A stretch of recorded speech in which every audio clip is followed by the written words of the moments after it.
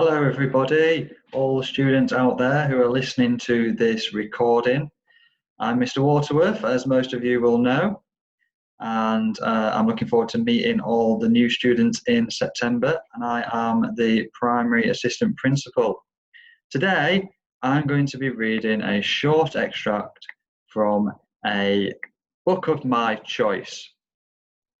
So I'm going to be reading an extract from Gangster Granny, written by David Walliams. Okay, David Walliams is a comedian who originates from the UK. So lots of his books that he's written and produced have a lot of comical value in them, and they're fantastic books to get your teeth into. So without further ado, here we go. Gangster Granny, Chapter 1. Cabbagey water. But Granny is so boring, said Ben. It was a cold Friday evening in November, and as usual, he was slumped in the back of his mum and dad's car.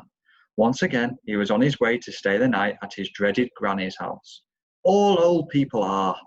Don't talk about your granny like that, said Dad weakly, his fat stomach pushed up against the steering wheel of the family's little brown car.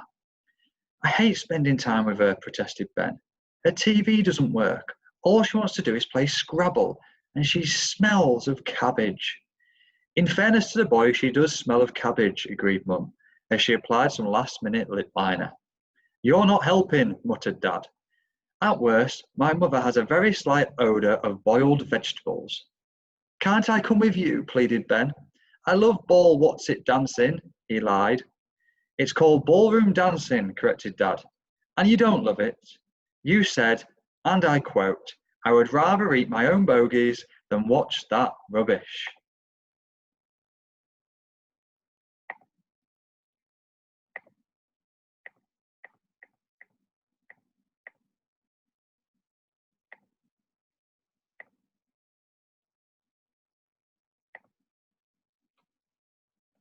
Now, Ben's mum and dad loved ballroom dancing.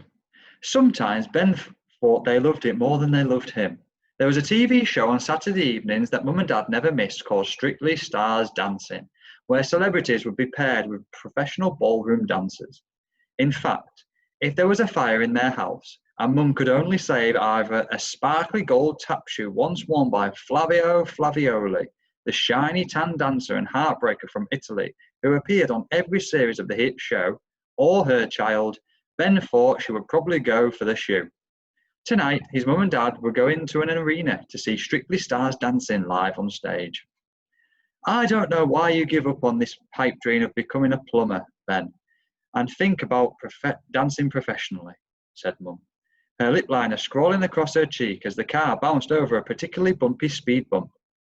Mum had a habit of applying makeup in the car, which meant she often arrived somewhere looking like a clown. Maybe, just maybe, you could end up on Strictly, added Mum excitedly.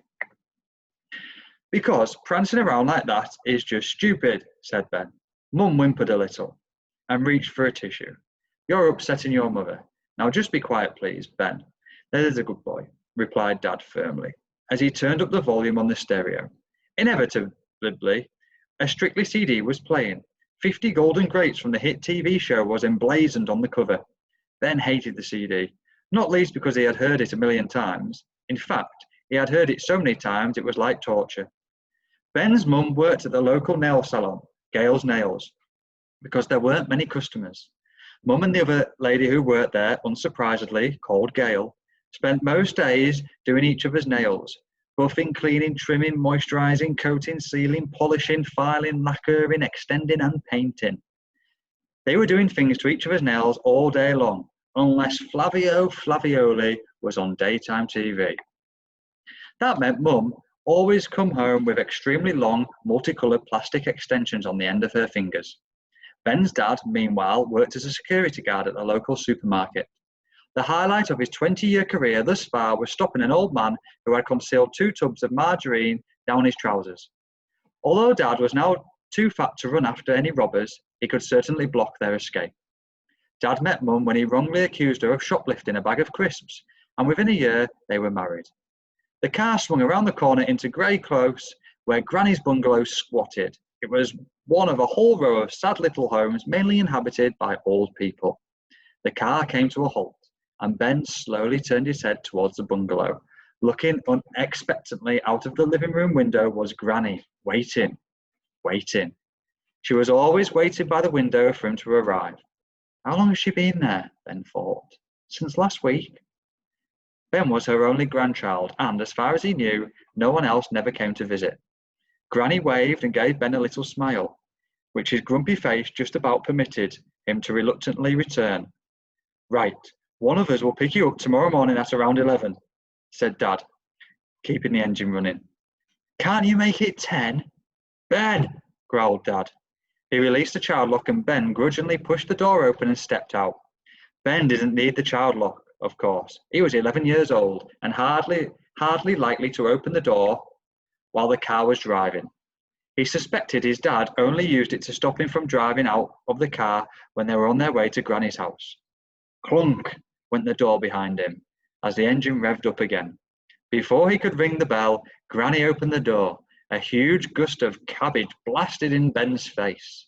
It was like a great big slap of smell. She was very much your textbook Granny. Now, so in David Walliams' books, he uses an illustrator called Quentin Blake. Now, Quentin Blake, some of you may know, illustrated for Roald Dahl and his books. So throughout David Walliams' books, Quentin does some little illustrations and they appear on some of the pages in his fiction books. So right now I can see one of Ben's Granny, but I will read what the annotations are around it. Thick glasses, false teeth, hairy chin, white hair, hearing aid.